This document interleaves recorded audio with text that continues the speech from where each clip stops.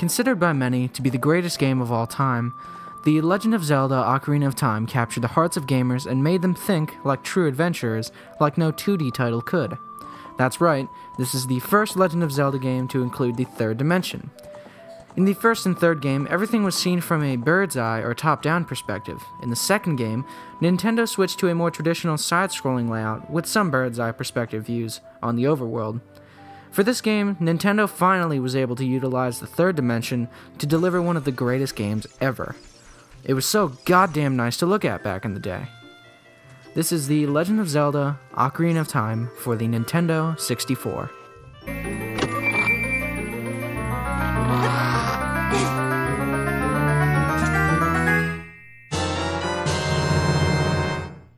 To give a little personal backstory, I remember when I was very young, my family owned a Nintendo 64. Some of the games I remember the most from my early days with the N64 are Banjo-Kazooie, Diddy Kong Racing, Super Mario 64, and the Ocarina of Time. Now, Banjo-Kazooie, Diddy Kong Racing, and most certainly both Mario titles were and still are classic titles on the 64-bit machine. But my attention most of the time was focused solely on Ocarina of Time. It brought me into its world with its enchanting music, memorable levels and worlds, and the unforgettable story.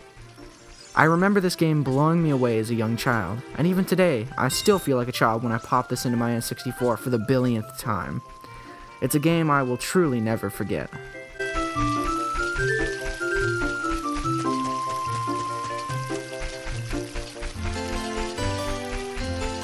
To get into the story, if you've played A Link to the Past on the Super Nintendo, then you should be able to point out a few similarities between that game and this one. It starts out as Link is awoken by Navi, an annoying as shit fairy who won't leave you alone, and who is really no help at all. I'm not kidding. I have never once relied on Navi for help, because usually she just pisses me off. Link is then told that he is summoned by the Great Deku Tree, who explains to him that there's an evil inside of him that Link must get rid of.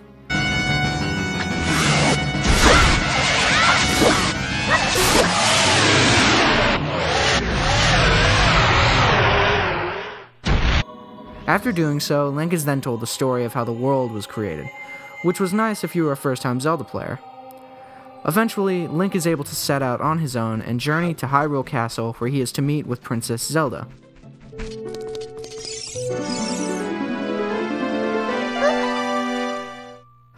After Link's meeting with Princess Zelda, he is sent out on his own once again to collect 3 pendants necessary to open the door inside the Temple of Time to pull the Master Sword. I remember this being a really big deal when I was younger. Pulling the Master Sword seemed like an almost impossible task as a young kid. It wasn't until I got a bit older and more serious about trying to beat the game that I did in fact pull the Master Sword. I remember almost shitting myself with excitement when I saw young Link grab the Master Sword and change into adult Link.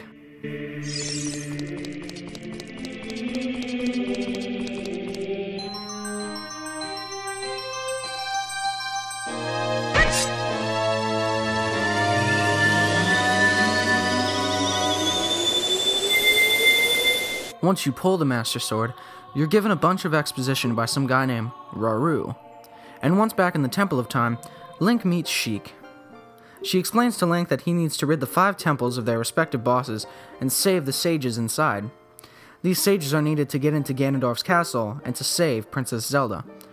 Basically, while Link was being given exposition by Rauru in the Temple of Time, Ganondorf entered the Sacred Realm and stole a piece of the Triforce, which he uses to destroy the land and set up shop in where Hyrule Castle used to be.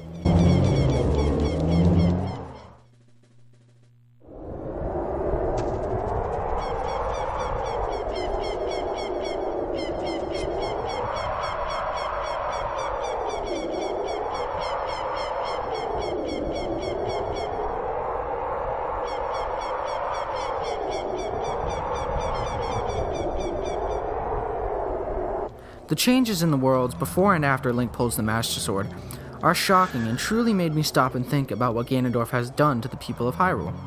Of course, the cosmetic changes end as soon as you leave the town, so don't worry about it.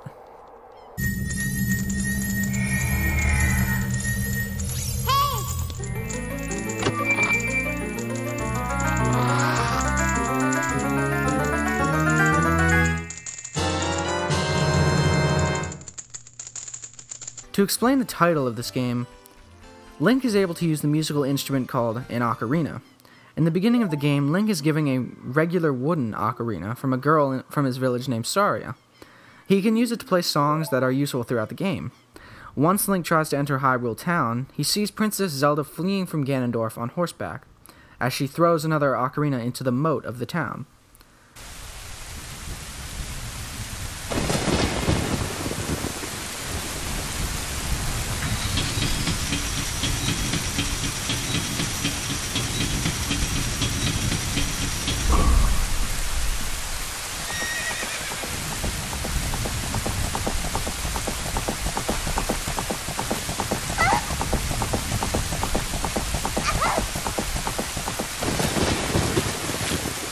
If you're a curious enough player, you'll find that this ocarina is special, and is called the Ocarina of Time.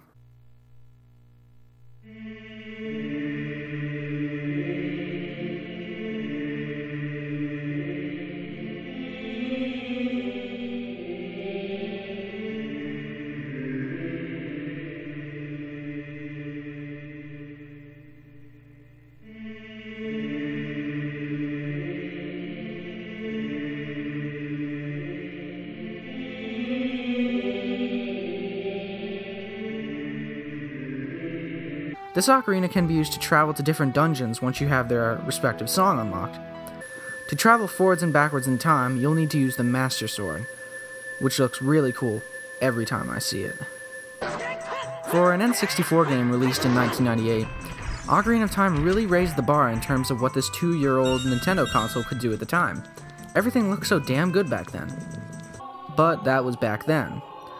I'm not saying this game hasn't aged very well, but I am saying that you can notice its age when playing it. Some of the textures don't look as good as I once thought, which reminds me of how old this game is. I can't talk about this game without mentioning the soundtrack. This is one of my favorite soundtracks of all time, and I consider it to be one of the best Zelda soundtracks. Now, some of the songs won't stick in your head like some of the dungeon themes, but the songs Link learns on the ocarina are forever burned into my memory just because of how damn catchy they are. Koji Kondo really outdid himself in that area of the soundtrack. It's not because the songs are amazing, but he was able to write a few notes down and have them stick in my head so many years later, with almost all of the ocarina songs.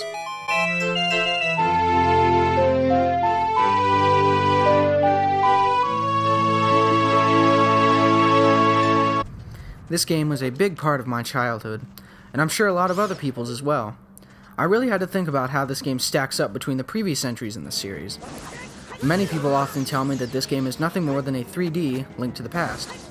Whether that's true or not, I've always tended to enjoy this game a lot more than Link to the Past, but both games are fantastic in their own right. This is the Legend of Zelda Ocarina of Time for the Nintendo 64. One of the greatest, if not the greatest, video game of all time.